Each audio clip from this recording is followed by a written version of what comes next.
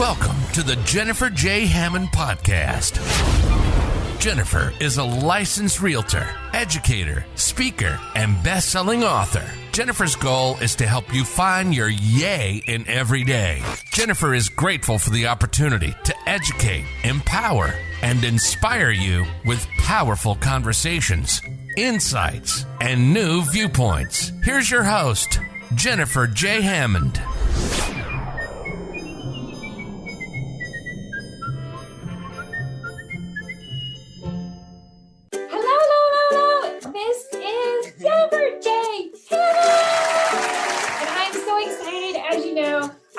Bringing you some of the most interesting, powerful, incredible women who are just changing the world. So my guest today is Marcy Miles Clark. She's an MBA, she's an author, she's a healthpreneur, like an entrepreneur, but a healthpreneur, but she's also a fellow licensed realtor. Yay! And I think we work so hard. She's life and health insurance consultant and 20-year pharmaceutical industry veteran. She's also known as the praying wife, which we'll talk about in a little bit. But first of all, one thing that you're going to share is 4 key practical financial resources, which with the pandemic and everything else that's going on, real estate is something that people just really, they don't understand how it can be used to help them in emergencies, especially because of COVID-19. There were some people who just saw the worst side of real estate, and they've just been so freaked out about it. So let's dive in right there. What are some of the practical tips that people could have? Yes, Jennifer. So some of the practical tips in general are just, having a personal physician, health insurance, having your living wills, power of attorneys, as well as your death insurances as well, your final expense, your burials. But from a real estate perspective, I would say some of the most important benefits of being able to leverage your real estate in a crisis, a couple things. You can, first of all, use the equity in your home. And I'm sure if you all listen to Jennifer, you know what equity is. Basically, the value of your home, right, minus what you owe. So if your home is valued at $100,000, which is very modest in this area, a line of credit. I mean, there were so many people who were just cash strapped last year, and it made all of the difference. And if you had the opportunity to be able to leverage some of that equity in your home, you could very well, be able to utilize some of that equity for cash, liquidated cash. Secondly, rental income, very important. And my husband and I, we're empty nesters and we have a nice size house. We're always forward thinking. And we say, babe, if we ever get in a financial bind, we can always rent out a portion of our home, whether it's our basement or... I'm so glad you brought that up, because one of the things that I tell people is if you are empty nesters, one of the things you might want to consider is either short-term rentals, and maybe you do it through one of the Airbnbs or the vacation rentals by owner, or you may just find a college or a university that's close to you. Absolutely. And you might find people who come in for 3 months for an internship or things of that nature. So what are some of the ideas that you have have you rented out your house? We have not rented out our home, but we definitely would if the opportunity presented itself. We use most of the space in our home. But again, if it got to a point where either we didn't use it or we needed to utilize it, to be able to leverage the cash, we would. And we've already even worked out a contingent plan. So we have a pretty nice size basement. We also have an independent in-law suite, which is really a freestanding apartment. It's a 1-bedroom apartment. And so we know, we do have colleges nearby. And so we do know, just like Jennifer said, that we could leverage both of those spaces, with no problem, and probably easily get, an extra $1,000 to $1,500 a month. And I think that would make, a significant difference if we got into a bind. Well, so the other one I want to mention really fast is because so often people, they forget about colleges and universities, but also if you are anywhere close to a hospital, nurses and doctors are assigned to a hospital for a couple months or for a year or even a 6-month. And it's amazing if you just go to and find out, do they have a board, or do they have, a lot of times it's an internal thing. Here in Washington, D.C., one of the ones that's internal is the World Bank. And Yes, they are yes. constantly looking for some kind of a version of a short-term rental and something that's very easy, whether it's a 3-month, a 6-month, and those are a little Mm-hmm. bit harder to find in many markets. Mm-hmm. And people coming from another area, a lot of times really Absolutely. love to be in a residential area where they're either Mm-hmm. they have their own bedroom and bathroom, but they're in a homey kind of feeling because it's so much nicer than just staying in a hotel, right? Exactly. Exactly. Yeah. And again, like in this particular case, if you have like an apartment or a freestanding unit that you can actually rent and it be aside from your family and your personal space, you can out for someone like a kitchen and, a lot of resources, like Jennifer said, amenities, if you have a pool and those kind of things. And people seem to gravitate, especially if they're there for longer term, towards more of a homely setting, like you said, opposed to a hotel.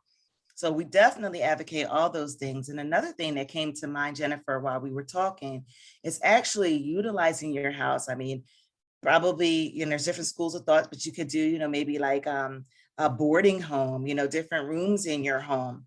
That's something else. Another thing that came to mind, a crash pad, because we have 3 airports in this area, right?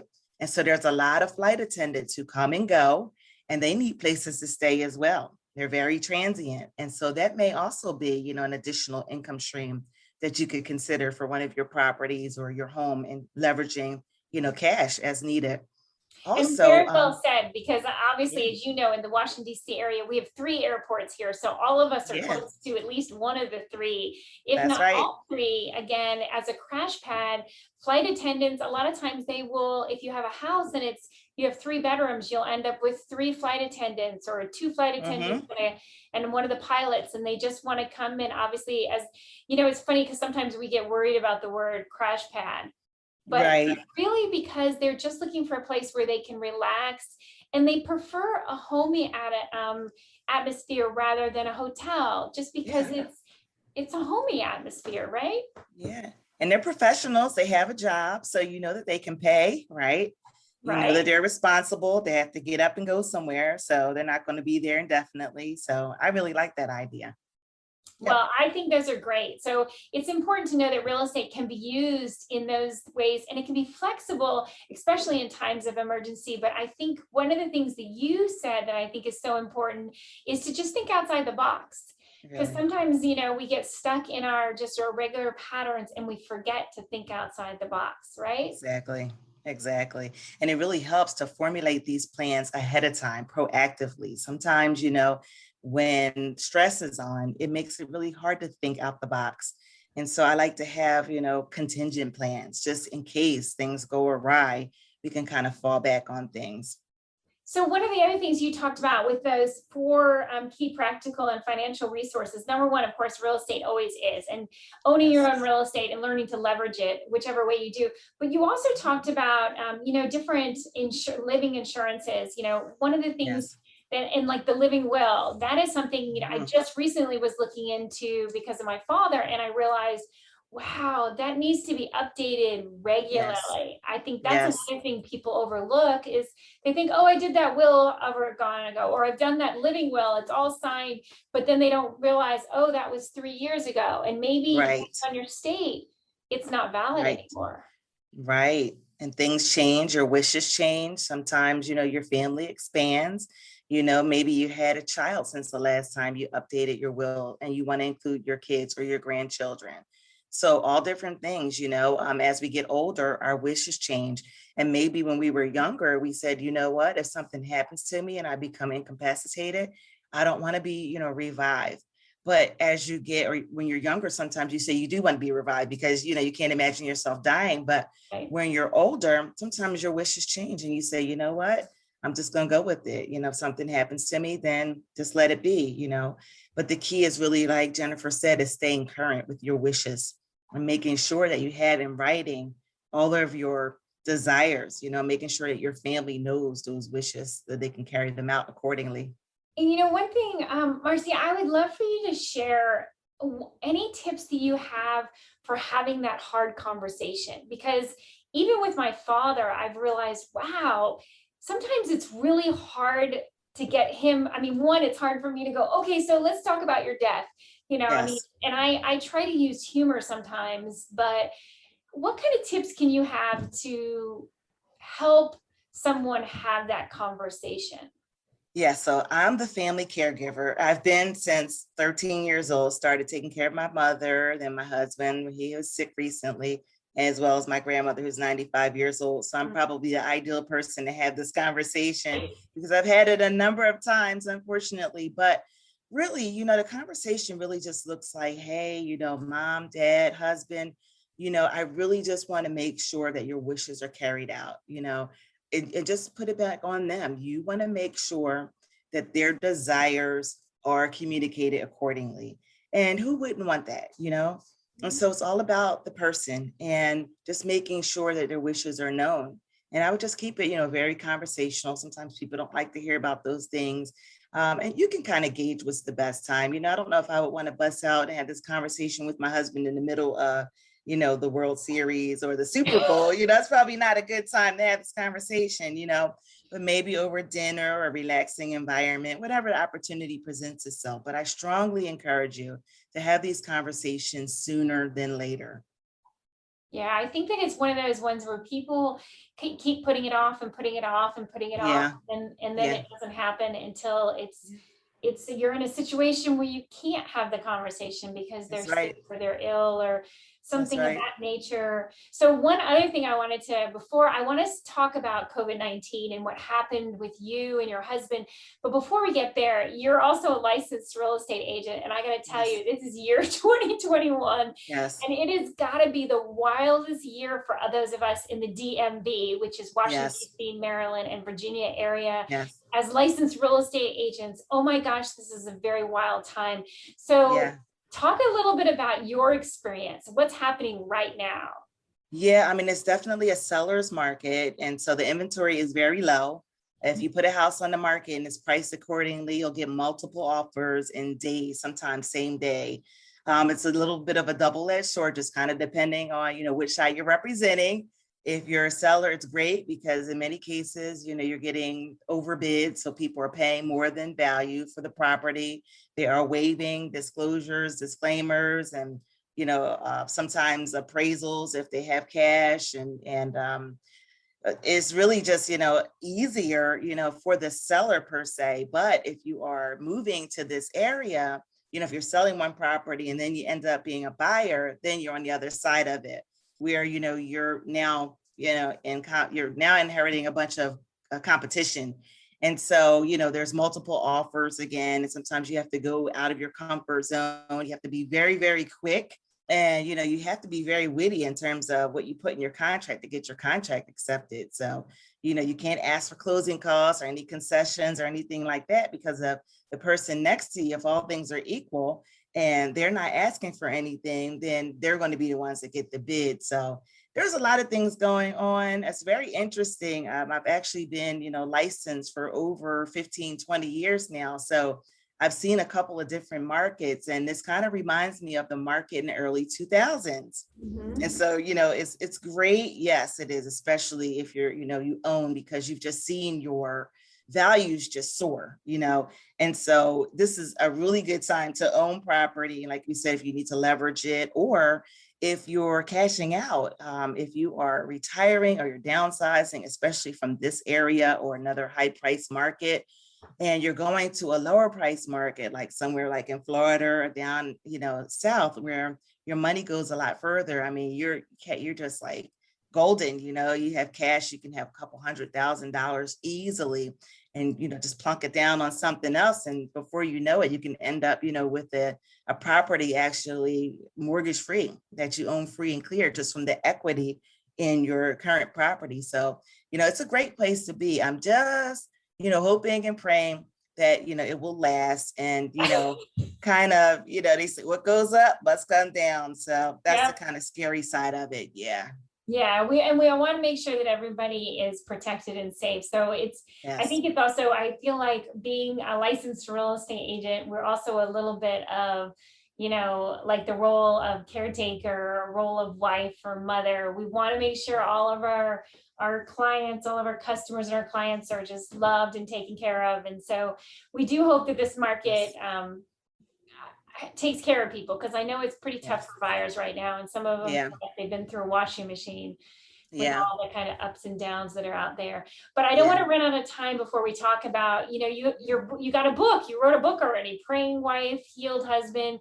And so Yes. this comes out of a story from COVID-19, from this Yes. crazy pandemic year 2020, when both you and your husband both got COVID-19. So That's will you right. share your story? Sure, sure. So, for the sake of time, I'll give you the abbreviated version. And of course, if you're interested, you can always visit our website, which is present, prayingwifehelps.com, as well as any of our media, and all of our handles are Praying Wife Helps. But our book is actually called Praying Wife, Healed Husband, How We Survived a Death-Defying COVID-19 Experience. And in a nutshell, my husband and I both contracted COVID early on in the pandemic last spring, March of 2020.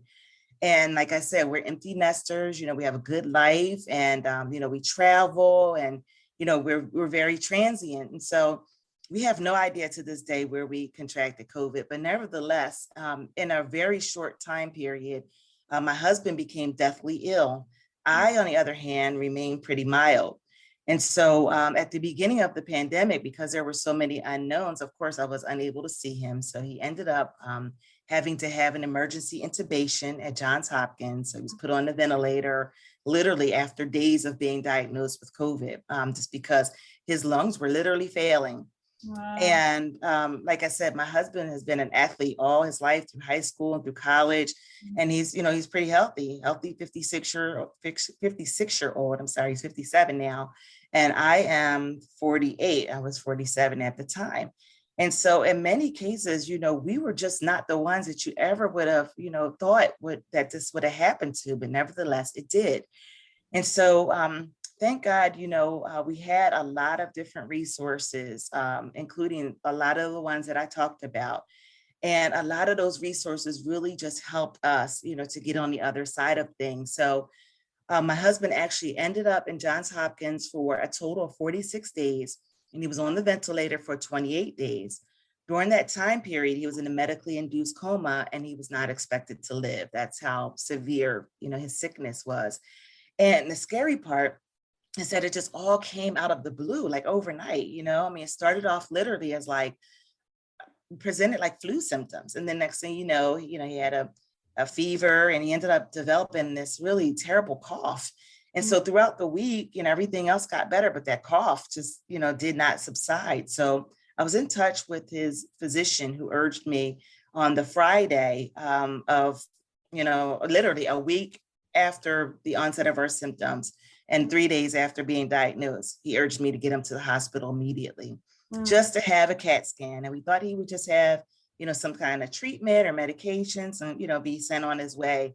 Literally, I couldn't go in because I had COVID. So we were double jeopardy. So I had to drop him off at the curb at the emergency room. And I sat in my car and waited for him to come back out. Well, that never happened. I got a call from the doctor telling me that my husband, his lungs were a lot worse than they envisioned, and they needed my permission to do emergency intubation. So that was the beginning of our story. And, the rest is really history. I mean, it's been a year and a half now. Like I said, we prayed my husband literally back on his feet. When I was at home, I started a prayer group, which really just spread like wildfire, became international. And we literally prayed. And when we prayed, his body would literally respond. And I was at home, literally just charting out his progress, really as a means of staying sane and organized. And every time I would talk to one of his healthcare providers during that time, I would just write down, his baseline from where he was the last time to where he is now. I was also journaling. That's just something to me that's very therapeutic, especially in downtime. So I was journaling just kind of, my thoughts, and just really just staying, again, sane and organized. And I was also sending out a variety of texts to my prayer group. And so when my husband ended up recovering in May, he came home from the hospital. We had a lot of media coverage because he was so sick and he wasn't expected to make it. And he had made such a miraculous recovery in such a short period of time. And also, so early on in the pandemic when there were so many question marks. And I have to point out that at that time, there were no medications. There was no, monoclonal antibodies, no vaccines, of course, no remdesivir, none of that stuff. As my bishop said, it was just his body and God just fighting it out. And so, we prayed, and literally, he came out of his coma right before like Easter Sunday, right after Easter Sunday, I'm sorry. And he was, he came off the ventilator, and then he had to go through a series of, major restoration for, a few months at a hospital. And then he was able to come home on May 6th, which was the day after our anniversary. So just a lot of stories. And, someone ended up just telling me, actually a couple someones urged me to put my story into a book. Yeah. And I said, you know what? It's not really far-fetched because I had the content. I had a binder like this thick, of all of my notes and everything. And so I had never, written a book.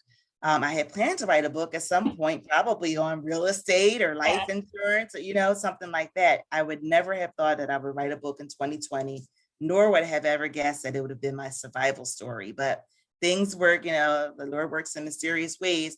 And so we ended up, basically putting our story together. I told the story. It's a faith-based memoir, but I was led to actually give resources. So there is a section in the book that's called Good Resources. And I wanted to really just share the resources that allowed us to be able to win, so that others too could be able to win if, they were able in the same predicament. And so, it's all about just proper planning and, proactive planning.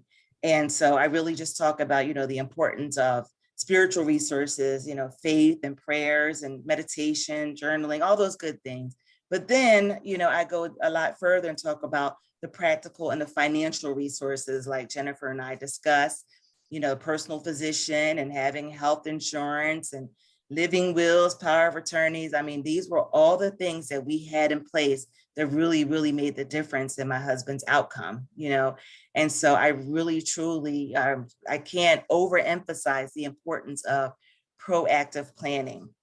And having resources. I think what you said, I think is so important. Yeah, make sure you have resources. So make sure, so people know the website is prayingwifehelps.com. So if you're listening to us, it's prayingwifehelps.com. Remember the video, the whole interview is up on YouTube if you're listening to us. So, and the book is Praying Wife, Healed Husband. And they can get that on Amazon, right? Yes, it's on Amazon, Keybooks, barnesandnobles.com, and any online book retailer. Well, I want to say, I hope that God continues to bless you and your husband and keeps you safe and healthy. And thank you for inspiring others and sharing your wisdom. And as I say at the end of every episode, please raise your voice and say yay with me. Yay! Perfect. Thank you. Hi, I'm Jack Canfield. You may know me as the co-author of the Chicken Soup for the Soul series. And if you want more help in getting from where you are to where you want to be, I want to encourage you to listen to the Jennifer Hammond Show